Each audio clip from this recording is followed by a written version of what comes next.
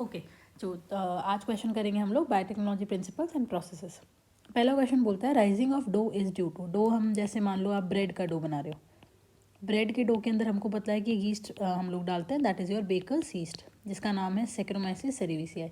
हमें पता है कि जब भी यीस्ट फर्मेंटेशन करती है तो ये CO2 बनाती है, और वो CO2 की वजह से आपका जो डो है वो फूल जाता है। अगला question, which of the following enzyme catalyse the removal of nucleotide from the ends of DNA। हमें पता है कि मान लो ये DNA है डबल स्टैंडर्ड, ये है 5 प्राइम तो ये है 3 प्राइम, ये है 3 प्राइम तो ये है 5 प्राइम। हमें पता है कि न्यूक्लियस करके एक एंजाइम होता है, ये न्यूक्लियस न्यूक्लिक एसिड को तोड़ता है, that nucleic acid can be RNA और इट कैन बी DNA। ठीक है, अगर DNA को या RNA को बीच में से कट किया जाए अंदर से तो हम बोलेंगे एंडोन्यूक्लियस, और अगर इसको साइड में से कट किया जाए जैसे कि या तो 5 प्राइम एंड पे कट मारा जाए या 3 प्राइम एंड पे कट मारा जाए तो उसको आप क्या बोलोगे, एक्सोन्यूक्लियस। तो ये बोल रहे हैं एंड ऑफ DNA पे कट मारे हो, that means they are talking about exonuclease. अगला क्वेश्चन है the transfer of genetic material from one bacterium to another. मतलब आपके पास में एक बैक्टीरिया है और दूसरा बैक्टीरिया है, आप इसमें जेनेटिक मटेरियल ट्रांसफर कर रहे हो through the mediation of A viral vector. आपने बीच में एक वायरस लगा दिया बस, मतलब इस बैक्टीरिया से अगर आपको इस बैक्टीरिया में जेनेटिक मटेरियल डालना है तो बीच में आपको वायरस की ज़रूरत पड़ती है। इसके लिए क्या टर्म है, चलो हम एलिमिनेट करते हैं क्योंकि ये टर्म्स में से कुछ शब्द जो आपने सुने नहीं है 12th की बुक के अंदर। सबसे पहले बात करते हैं ट्रांसलेशन। ट्रांसलेशन आप जानते हो कि प्रोटीन सिंथेसिस को बोलते हैं, तो ये तो कैसे हो जाएगा, इसको एलिमिनेट कर दो।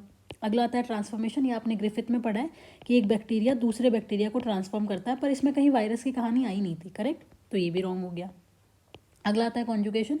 कॉन्जुगेशन आपने बायोलॉजिकल क्लासिफिकेशन में पढ़ा है कि बैक्टीरिया जो होता है that is your male bacteria, वो फीमेल बैक्टीरिया के साथ में एक फॉर्म ऑफ सेक्सुअल रिप्रोडक्शन करता है जिसको आप बोलते हो कॉन्जुगेशन, जिसमें मेल बैक्टीरिया ऐसे सेक्स पिलाई बनाता है और ये सेक्स पिलाई के थ्रू अपना F प्लाज्मिड का एक जो स्ट्रैंड है वो अंदर डालता है और फिर ये तुम्हारा फीमेल बैक्टीरिया भी मेल हो जाता है। ये आपने बायोलॉजिकल क्लासिफिकेशन में पढ़ा है, ठीक है।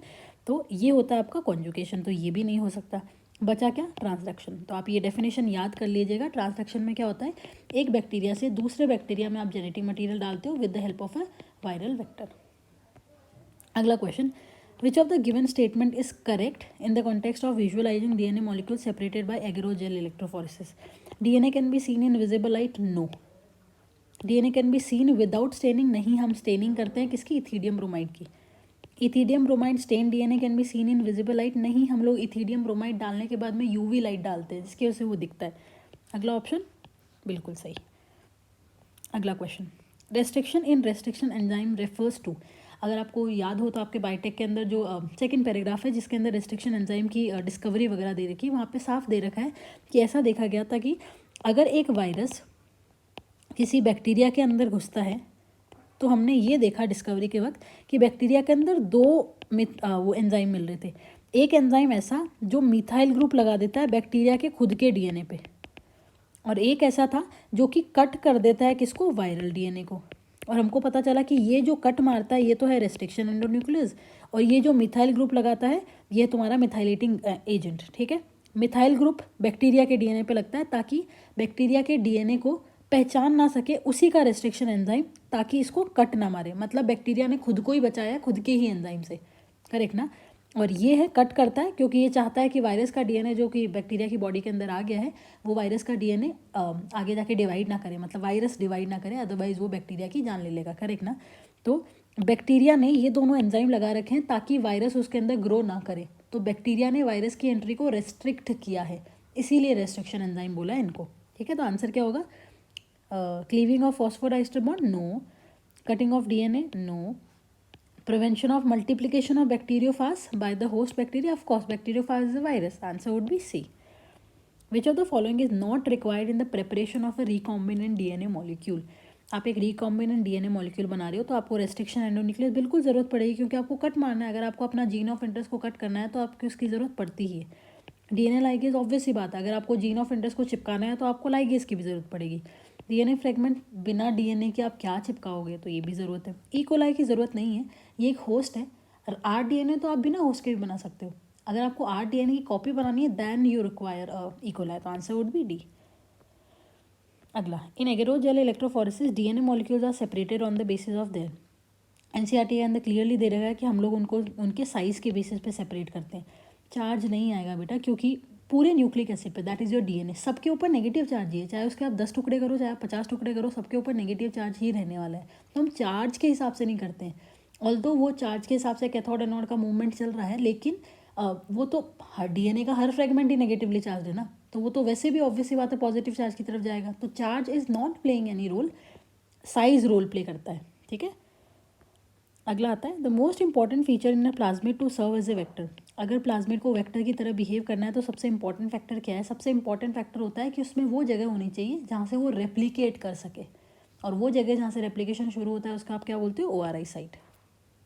अगला, while isolating DNA from bacteria, okay, which of the following enzyme is not required. आपको डीएनए चाहिए बैक्टीरिया से, कौन से एंजाइम की ज़रूरत नहीं पड़ेगी?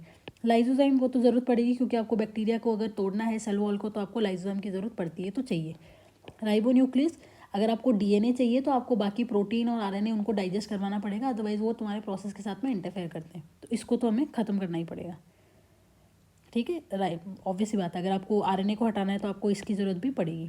अगला आता है डीऑक्सी राइबोन्यूक्लियस, आपको डीएनए चाहिए और अगर आप यही एंजाइम डाल दोगे तो ये तो डीएनए को ही खा जाएगा, तो इसको तो नहीं डालना कैसे भी करके, तो इसकी ज़रूरत हमको नहीं पड़ती है।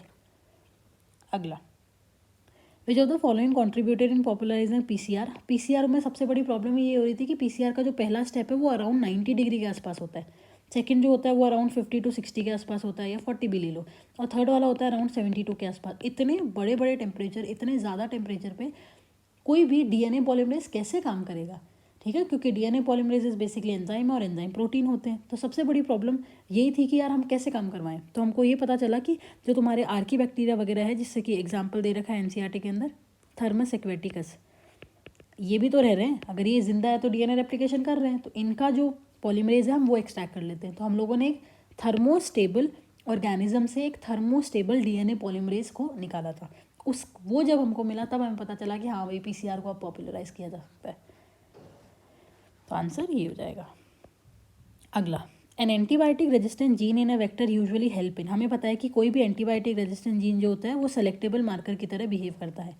अब सेलेक्टेबल मार्कर आपको दो चीज़ों में हेल्प करते हैं। पहला, आपको ये पता लगाने में कि what is transformant and what is non transformant. जो नॉन ट्रांसफॉर्मेंट है उसको आप एलिमिनेट कर देते हो। फिर ट्रांसफॉर्मेंट में ये बताता है कि what is recombinant and what is non recombinant. तो कॉम्पिटेंट बैक्टीरियल सेल, इसका तो कोई रोल नहीं है। ट्रांसफॉर्म बैक्टीरियल सेल बिल्कुल सही, रिकॉम्बिनेंट बैक्टीरियल सेल बिल्कुल सही, ना ये तो गलत हो गया। अब इन दोनों में से किसको प्रायोरिटी दोगे? जो पहला स्टेप है उसको प्रायोरिटी दोगे। ट्रांसफॉर्मेशन में भी तो उसी ने हेल्प करा, तो अगर आप ट्रांसफॉर्मेशन का पता लगा लोगे उसके बाद में रिकॉम्बिनेशन का पता लगाओगे, दैट मीन्स पहले कौन सा करना पड़ेगा? ये वाला, इसलिए हम इसको चूज करते हैं। अगला, significance of heat shock method in bacterial transformation is to. आपको पता है हीट शॉक मेथड के अंदर क्या करते हैं हम लोग? पहले हम डाइवेलेंट केटाइन जैसे कैल्शियम वगैरह से ट्रीट करते हैं, फिर उसको गर्म टेम्परेचर पे रखते हैं, फिर आइस पे डालते हैं, फिर 42, फिर आइस, फिर 42 आइस, ये चलता रहता है। This is heat shock. ऐसा क्यों करते हो? क्योंकि जब आप ऐसा करते हो तो छोटे छोटे पोर बन जाते हैं उसकी सेल वॉल के अंदर, और वो पोर से आपका डीएनए एंटर कर जाता है। Answer will be binding of DNA to the cell wall, no. Uptake of DNA through membrane transport protein, ऐसा कुछ होता नहीं है बैक्टीरिया में मेम्ब्रेन ट्रांसपोर्ट प्रोटीन जैसा। Uptake of DNA through transient pore, बिल्कुल सही, पोर्स बनते हैं। अगला आता है the role of DNA ligase in the construction of recombinant DNA molecules. DNA ligase क्या होता है? जैसे मान लो ये है आपका GAATTC, ठीक है, और ये है मान लो GAATTC, ये आपका वो EcoR1 का सीक्वेंस है जहाँ पे वो कट मारता है, तो वो यहाँ पे और यहाँ पे कट मारेगा, ठीक है। अगर यहाँ और यहाँ कट मारने वाला है तो ये हम इसको हम अलग कर देंगे, ये चीज़ अलग हो जानी है, ठीक है। तो मान लो आपने कर दिया आप CGGAATT और इधर आपने कर दिया TTAAGC, ठीक है। और मान लो अब कोई आप एडिशनल नया सीक्वेंस लेकर आते हो और यहाँ आगे लगाते हो, ठीक है, तो यहाँ क्या लगने वाला है? फिर क्या लग जाएगा इधर? GAATT, ऐसा सीक्वेंस लगेगा, तो ये जुड़ जाता है, तो हाइड्रोजन बॉन्ड तो अपने आप बन जाते हैं क्योंकि स्टिकी एंड होता है। लेकिन ये जो इनके बीच में और इनके बीच में जो फॉस्फोडाइस्टर है, ये वाला फॉस्फोडाइस्टर कौन बनवाता है? तुम्हारा डीएनए लाइगेज। एनसीईआरटी में क्लियरली लिख रखा है कि स्टिकी एंड जो होते हैं वो डीएनए लाइगेज की जो एक्टिविटी होती है उसको फैसिलिटेट करते हैं, तो वो इसकी बात कर रहे हैं। तो दैट मीन्स आपका स्टिकी एंड तो अपने आप हो जाएगा, लेकिन स्टिकी एंड के बाद में जो आखिरी फॉस्फोडाइस्टर है वो कौन बनाता है? तुम्हारा glue, that is your DNA ligase. तो ये कौन सा बॉन्ड बनवाता है? फॉस्फोडाइस्टर। अगला, which of the following bacteria is not a source of restriction endonuclease. Haemophilus influenza, ये तो आपको देता है HindII-2, एस्चेरिशिया कोलाई ये आपको देता है इको R1 वगैरह। एंटामीबा कोलाई ऐसा कुछ होता ही नहीं है। बेसिलस ये आपको देता है बाम H1। PBR 122 में आप PBR 322 में आपने पढ़ा होगा। Answer would be C. Which of the following step are catalyse by Taq DNA polymerase. Taq DNA polymerase जो होता है ये एक्सटेंशन में हेल्प करता है। एंड एक्सटेंशन कौन सा स्टेप है? थर्ड वाला। Answer would be C.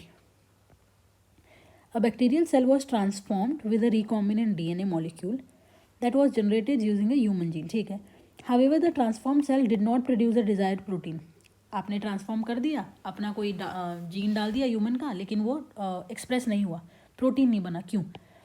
Human gene में have intron which bacteria can not process. ये तो ठीक हो सकता है। Amino acid codon for human and bacteria different. ये गलत है क्योंकि हमारी बुक ही बोलती है कि जो कोडोन है वो यूनिवर्सल है। अगर यूनिवर्सल है तो ये कैसे डिफरेंट हो गया? ये तो स्टेटमेंट ही गलत है। Human protein is form but degraded by bacteria. अगर ह्यूमन प्रोटीन बनाने के बाद में बैक्टीरिया डिग्रेड कर सकता है तो आप बैक्टीरिया को अच्छा होस्ट मानते ही नहीं हो, तो आप इसको लेते ही नहीं। ये भी गलत हो गया। सीधा साधा आंसर ये बन जाता है। अगला, which of the following should be chosen for best yield if one were to produce a recombinant protein in large amount.